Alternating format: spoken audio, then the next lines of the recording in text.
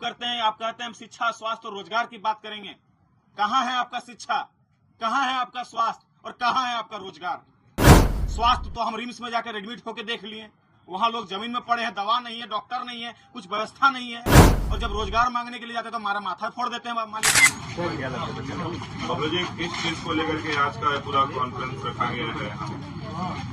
सबसे पहले यहाँ उपस्थित मेरे सभी मीडिया बंधुओं को मैं तहे दिल से धन्यवाद, आभार व्यक्त करता हूँ और तहे दिल से सबको धन्यवाद देता हूँ कि आप लोग का आज आशीर्वाद की वजह से आज ये बबलू महतो पुनः आप लोगों के बीच में खड़ा हो पाया। क्योंकि जिस तरह से विधानसभा में हमारे साथ देखे होंगे, विधानसभा घेराव में मेरे साथ जिस तरह का सलूकी हुआ, जिस तरह से मेरे को जान से मारने की षड्यंत्र रचा गया पुलिस अधिकारियों द्वारा, तो आज इसलिए आप लोगों को मैं धन्यवाद देना चाहता हूं, आप लोग और तमाम झारखंड के सभी माँ बहनों का, सभी मेरे दादा दीदियों का, कि आप लोग आज आशीर्वाद और प्यार की वजह से आज बबलू महतो आज जिंदा है। हम लोग बीते दिन जेटेट की परीक्षा होने की मांग को लेकर हम लोग विधानसभा घेराव में गए हुए थे, वहां पे बच्चे आए हुए थे, मैं उनके समर्थन में गया हुआ था। मैं आजसू के प्रदेश कार्यकारी अध्यक्ष हूं, मैं समर्थन में गया हुआ था नैतिक समर्थन देने के लिए। उस दौरान जब हम लोग वहां के एसडीएम साहब थे, वहां के अधिकारियों को हम लोगों ने ज्ञापन सौंपने के लिए वहां पे जब जाने लगे तो वहां के अधिकारियों द्वारा उग्र प्रदर्शन करते हुए, अपना बैरिकेड को फांदते हुए इधर आके मुझे और मेरे कुछ साथियों को टारगेट करके मारने की कोशिश की। मारने की नहीं, जान से मारने की कोशिश की गई। आप देख पा रहे होंगे, सीधा करके सीधे एकदम मेरे सर पे मारा गया। अब वीडियो के माध्यम से भी आप लोगों ने देखा होगा किस तरह से एक पाठा को बलि करते हैं, उस तरह से मेरे मतलब डंडा चलाया गया, कोई बैल बकरी जैसा। क्या झारखंड का युवा, क्या झारखंड का छात्र कोई बैल बकरी है? क्या कोई गुंडा है, कोई आतंकवादी है? हम लोग अपना हक अधिकार की बात भी नहीं कर सकते हैं? क्या हम लोग अपनी बात को रखने के लिए भी बाधित हैं? क्या कॉन्स्टिट्यूशनल हमारा ये राइट भी छीन ले रहा है? जिस तरह से ये हेमंत सोरेन, जिस तरह से ये सरकार, निकम्मी सरकार, चोर सरकार, मैं बार बार कह रहा हूं, ये चोर सरकार हम युवाओं के भविष्य के साथ खेलने का काम कर रहा है, हम युवाओं का भविष्य के साथ खिलवाड़ कर रहा है। मैं उसको चेतावनी देना चाहता हूं कि आप बच्चों का भविष्य के साथ ना खेलें, अन्यथा इसका अंजाम बहुत बुरा होगा। आज बबलू महतो बच गया, आज बबलू महतो बच गया। पिछले दिन बोकारो में ऐसी एक घटना घटी थी, किसी अधिकारी, पुलिस अधिकारी द्वारा डंडा से मार के एक प्रेम महतो जी का जान ले लिया, ऑन स्पॉट उनकी जान चली गई। तो कल बबलू महतो भी शहीद हो जाता, बबलू महतो भी मर जाता, इसका जिम्मेवारी कौन लेता? क्या ये सरकार लेती? क्या ये प्रशासन लेती? मेरी माँ लगातार रो रही है कि मेरा बेटा को चोट लग गया, तो क्या इसका जिम्मेवारी कौन लेता? आज ये प्रेस कॉन्फ्रेंस करने का मेरा मकसद ये है कि हम युवा हैं, हम इस समाज, इस प्रदेश, इस देश का रीढ़ का हड्डी हैं। अगर आज हम मजबूत होंगे तो हमारा प्रदेश मजबूत होगा, हमारा देश मजबूत होगा। तो ये निकम्मी सरकार हम युवाओं को क्यों तोड़ने का काम कर रही है? हम इस रीढ़ की हड्डी को कमजोर करने का काम क्यों कर रही है?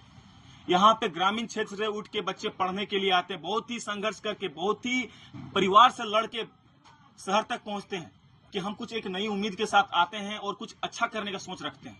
हम पढ़ाई भी इसलिए करते हैं ताकि हमें नौकरी लगे, और नौकरी किससे मांगेंगे? ये सरकार से ही ना मांगेंगे, नौकरी हम इस सरकार से ही मांगेंगे। ये सरकार हमारे साथ छल कर रही है। जब सरकार बनाने की बारी आएगी तो कहेंगे हम रोजगार देंगे, हर साल 5 लाख रोजगार नियुक्ति करेंगे, लोगों को रोजगार देने का काम करेंगे। अरे जब नहीं देना तो झूठा आश्वासन मत दीजिए।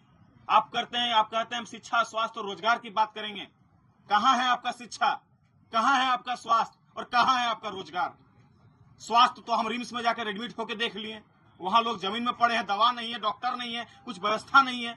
शिक्षा के नाम पे जब हम लोग छात्रवृत्ति का जब आंदोलन कर रहे हैं, छात्रवृत्ति के लिए हम लोग 3 साल से परेशान है, बच्चे पढ़ाई छोड़ने के लिए मजबूर हैं, बच्चे सुसाइड कर रहे हैं, बच्चे पलायन कर रहे हैं, जोमेटो में काम कर रहे हैं। क्या भविष्य यहीं पे है? और जब रोजगार मांगने के लिए जाते हैं तो हमारा माथा फोड़ देते हैं मालिक। ये जो माथा फूटा है सिर्फ बबलू महतो का माथा नहीं फूटा है, ये जो खून बहा है सिर्फ बबलू महतो का खून नहीं बहा है, ये झारखंड का तमाम वो छात्र का खून बहा है जो पढ़ाई कर रहे हैं, जो नौकरी की तलाश में या नौकरी का तलाश कर रहे हैं, सरकार से उम्मीद बनाए बैठे हैं। कौन थे जो आपको लाठीचार्ज करने वाले? वहां के पुलिस पदाधिकारी थे, वहां के डीएसपी साहब नहीं बोलेंगे, कहा गुंडा लोग को साहब बोलना है। हम पुलिस अधिकारी को अब साहब नहीं बोलेंगे, गुंडा बोलेंगे। डीएसपी पीके मिश्रा और वहां के विधानसभा का जो प्रभारी है गणेश यादव, इंटेंसली मेरे जान से मारने के साजिश में हमें लाठी चलाया गया है। हमको बैल बकरी है? जिस तरह से लाठी चलाया गया है आप देखे होंगे, बैल बकरी जैसे मेरे ऊपर लाठी चलाया गया। अगर मैं मर जाता तो कौन सी जिम्मेवारी लेता? ये कहीं ना कहीं गलत है। मैं ये सरकार से महामहिम से आग्रह करते हैं, निवेदन करते हैं, इस तरह के गुंडों को आप वर्दी ना दें, उनको जल्द से जल्द उन पे कानूनी कार्रवाई करें, उनको सस्पेंड करने का काम करें। मैं कल वही विधानसभा थाना में मैं गया, उन्हीं के खिलाफ मैंने कंप्लेन किया। मैं एसडीओ को भी दूंगा, एसडीएम को भी दूंगा, महामहिम को भी दूंगा, सरकार को भी दूंगा, क्योंकि आने वाला भविष्य में छात्र आंदोलन फिर से करेंगे और इस तरह के अधिकारी रहेंगे, इस तरह के निर्लज अधिकारी रहेंगे, शर्मनाक घटना घटते रहेगी, इस तरह से मार होते रहेगा, वहां पे बच्चे मरते रहेंगे। तो क्या मरने के लिए हम लोग हैं? क्या मार खाने के लिए हम लोग हैं? अपना हक अधिकार की बात भी नहीं कर सकते हैं? बताइए। जब घटना शांतिपूर्ण था तो जानलेवा नारा ये लगा कि हेमंत सोरेन हाय हाय, वहां पे नारा ये लगा कि हेमंत सोरेन चोर है, तो पीके मिश्रा को दर्द होगी, क्योंकि मुझे लगता है कुछ नाजायज संबंध है उनके साथ। रियलिटी ये है, उनको तकलीफ क्यों हुई? सरकार को मैं कर रहा हूं, मैं जब इसके खिलाफ मैं ये कर रहा हूं, नारेबाजी कर रहा हूं, मैं सरकार के खिलाफ नारेबाजी कर रहा हूं, तो पुलिस प्रशासन को तकलीफ नहीं होनी चाहिए। उनको तकलीफ हो गई, वो बैरिकेड को फांदते हुए आए, उनके साथ उनके जो गणेश यादव जी हैं वो आए और मेरे पर डायरेक्टली बिना कहे पूछे। देखिए, कोई भी लाठीचार्ज होता है, कोई भी आंदोलन में, तो पहले माइक से बोला जाता है कि भाई लोग आप लोग पीछे जाओ वरना लाठीचार्ज किया जाएगा, कोई चेतावनी दी जाती, लेकिन वहां पे कोई चेतावनी नहीं दी गई। दूसरी बात, अगर मारना ही था तो आपको शरीर के ये निचले भाग में मारा जाता है, किसी के माथा में नहीं मारा जाता है। तो क्या लगता है? मुझे लगता है जो दोनों के दोनों आए हैं, कहीं ना कहीं घूस दे के आए हैं, कहीं ना कहीं अपना सेटिंग पर भी करके वहां पहुंचे हैं। पढ़ाई लिखाई करके अगर आए होते, अगर शिक्षित होते, तो इस तरह की शर्मनाक चीज को नहीं करते।